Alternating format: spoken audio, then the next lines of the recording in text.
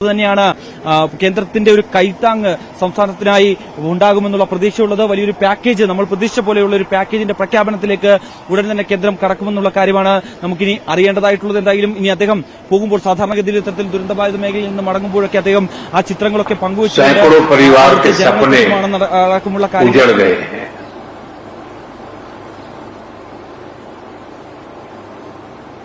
और प्रकृति ने अपना जो रौद्र रूप दिखाया,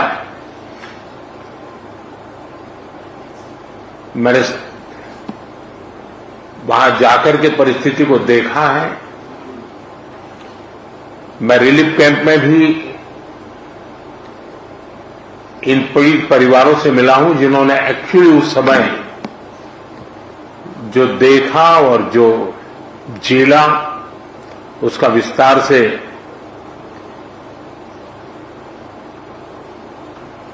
पूरा विवरण मैंने उनसे सुना है।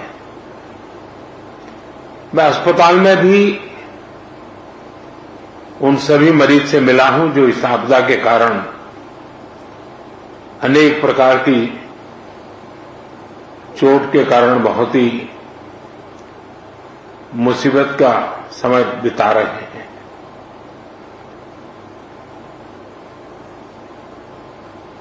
ऐसे संकट के समय जब हम साथ मिलकर के काम करते हैं तो कितना उत्तम परिणाम मिलता है। उसी दिन सुबह ही मैंने माननीय मुख्यमंत्री जी से बात की थी और मैंने कहा था कि हम हर प्रकार की व्यवस्था को मोबिलाइज कर रहे हैं और जितना जल्दी पहुंच सकते हैं पहुंचते हैं। मैंने हमारे एमओएस को भी तुरंत यहां भेजा था, चाहे एसडीआरएफ के लोग हो, एनडीआरएफ के लोग हो, सेना के लोग हो, पुलिस के जवान हो, स्थानीय मेडिकल के लोग हो या यहाँ के एनजीओ हो, सेवाभावी संस्थाएं हो, हर कोई बिना रुके तुरंत ही आपदा प्रभावित लोगों की मदद के लिए पहुंचने का प्रयास किया। जिन परिजनों ने अपने स्वजन खोए हैं उसकी पूर्ति करना तो हम मनुष्य के लिए संभव नहीं है, लेकिन उनका भावी जीवन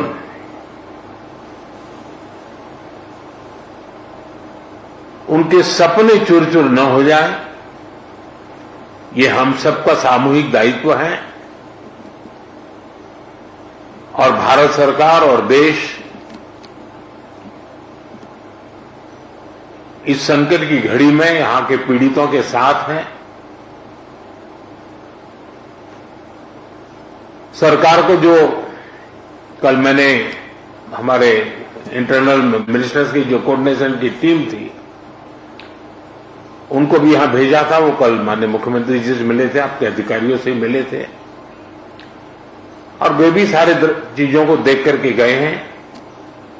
और जैसा माननीय मुख्यमंत्री जी ने मुझे बताया है कि वो एक पूरा डिटेल में मेमोरेंडम भेजेंगे और मैं विश्वास दिलाता हूं इन परिजनों को भी कि वे अकेले नहीं हैं। इस दुख की घड़ी में चाहे राज्य सरकार हो, केंद्र सरकार हो या देश के जन जन नागरिक हो, हम सब उस संकट की घड़ी में उनके साथ हैं।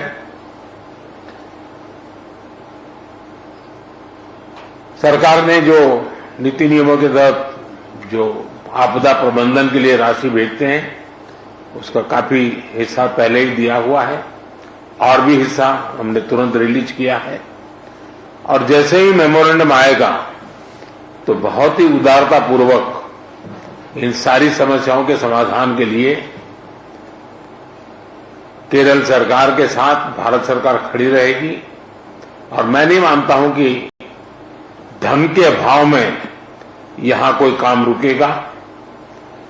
जहां तक जानहानि हुई है, हमारे लिए इन परिजनों को फिर से एक बार, क्योंकि छोटे बच्चे हैं, परिवार में सब कुछ खो चुके हैं, इनके लिए एक लंबे समय की योजना हम लोगों को बनानी होगी। मैं आशा करता हूं कि राज्य सरकार उस पर भी विस्तार से करेगी और उसमें भी जो कुछ भारत सरकार अपना हाथ बटा सकती है वो बटाएगी। लेकिन मैंने, जैसा अभी मुख्यमंत्री जी बता रहे हैं, मैंने एक ऐसी आपदा को बहुत निकट से देखा हुआ है, अनुभव किया हुआ है। 79 में, आज से 40-45 साल पहले की बात है,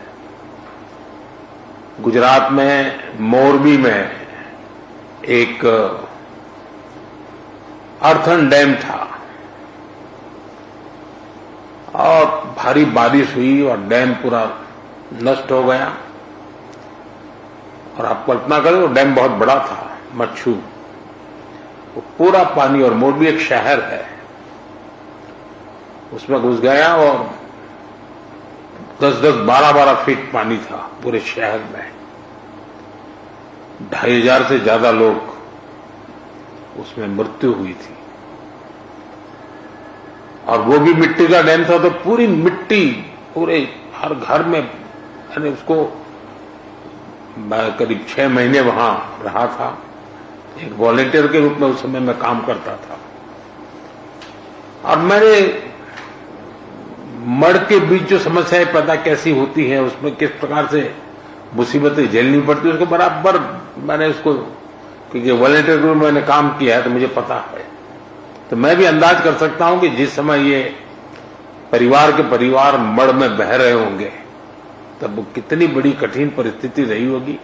और उसमें भी जब कुछ लोग जान बचा करके निकले हैं, उनको देख करके लग रहा है कि ईश्वर ने कैसे उनकी कृपा की, उनको बचा लिया। तो मैं इन परिस्थिति को भली भांति अनुमान लगा सकता हूं, और मैं आपको विश्वास दिलाता हूं कि देश और भारत सरकार कोई भी कसर नहीं छोड़ेगी। जितनी डिटेल आपकी आएगी, चाहे आवास की बात हो, चाहे स्कूल बनाने की बात हो, चाहे रोड के इंफ्रास्ट्रक्चर का काम हो, इन बच्चों के भविष्य के लिए कुछ व्यवस्थाएं करने की बात हो, जैसे ही डिटेल बन करके आपकी तरफ से आएगी, हमारी तरफ से पूरा सहयोग रहेगा, ये मैं आपको विश्वास दिलाता हूं। और मैंने स्वयं ने, मन मेरा भारी था, क्योंकि लेकिन मैं नहीं चाहता कि मेरा आने के कारण यहाँ के रेस्क्यू ऑपरेशन और रिलीफ एक्टिविटी में कोई रुकावटें हो। लेकिन आज मैंने पूरी विस्तार से सारी चीजों को देखा है, और जब फर्स्ट हैंड इन्फॉर्मेशन होती है तो निर्णय करने की भी सुविधा रहती है। और मैं आपको फिर से एक बार विश्वास दिलाता हूं, मुख्यमंत्री की जैसी अपेक्षाएं हैं, वो सारी अपेक्षाओं को पूरा करने में भारत सरकार पूरा प्रयास करेगी।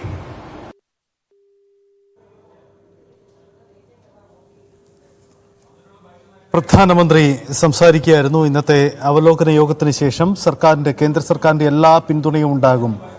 മനുഷ്യന് സാധ്യമാകുന്ന ഇടപെടലുകൾ നടത്താൻ ഇരു സർക്കാരുകളും പ്രതിജ്ഞാബദ്ധമാണ്. സംസ്ഥാന സർക്കാർ കാര്യങ്ങളെല്ലാം അവതരിപ്പിച്ചിട്ടുണ്ട്. ഒപ്പം പിന്തുണ നൽകുമെന്ന ഉറപ്പാണ് അദ്ദേഹം നൽകുന്നത്. ഒപ്പം തന്നെ രക്ഷാപ്രവർത്തനത്തിന് നേതൃത്വം നൽകിയ വിവിധ സന്നദ്ധ സംഘടനകൾ, സർക്കാരിന്റെ വിവിധ ഏജൻസികൾ, വിവിധ സേനാ വിഭാഗങ്ങൾ, ഇവർക്കെല്ലാമുള്ള നന്ദി പറയുകകൾ കൂടി അദ്ദേഹം നടത്തുന്നു. എന്തായാലും ദുരന്തമുഖത്ത് ഒന്നിച്ചു നിൽക്കാൻ മാതൃക കാട്ടിയവരെ എല്ലാവരെയും അദ്ദേഹം അഭിനന്ദിച്ചു. അങ്ങനെ വയനാടൻ സന്ദർശനം പൂർത്തിയാക്കി അദ്ദേഹം മടങ്ങിയാണ്. ദുരന്തമുഖത്ത് പ്രധാനമന്ത്രി ഇപ്പോൾ നടത്തിയ ഇടപെടലുകൾ കേരളത്തിന് നൽകുന്ന പ്രതീക്ഷകൾ നിരവധിയാണ്.